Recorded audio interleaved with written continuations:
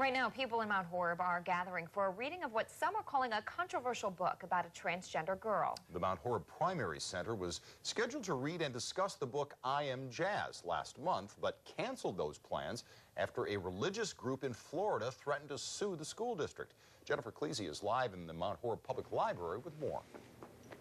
Well, a reading of that book, I Am Jazz, is about to begin in about 15 to 20 minutes. There's been a steady stream of people coming into the library here. In fact, I just met the co-author of that book, who's coming all the way from California to show their support for the family. And this story has gained a lot of national attention. I really just felt concern for this child and this family. Amy Lyle's child attends Mount Horeb Primary Center with a first grader making a big change. That student was born a boy but identifies as a girl, making the transition in school this year. I really feel like they are showing us the way in this district. Lyle and other families were disappointed when the school canceled plans to read I Am Jazz in class, a book about a transgender child, after the Liberty Council sent a letter to the district threatening to sue.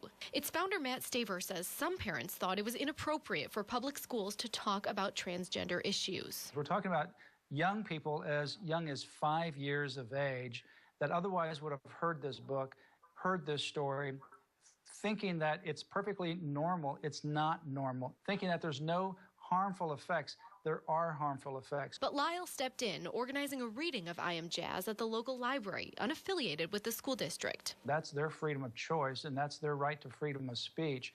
But it's not appropriate to subject all of the students in an elementary school to this kind of material. We are a loving, compassionate, inclusive community, and so I felt that wasn't representing the majority of us here, and that's really what we wanted to show. Lyle says support for the family has been overwhelming. I don't think any of us anticipated such a large response, and it has gotten conversations going in our community that weren't happening before. A lot of good has come from this.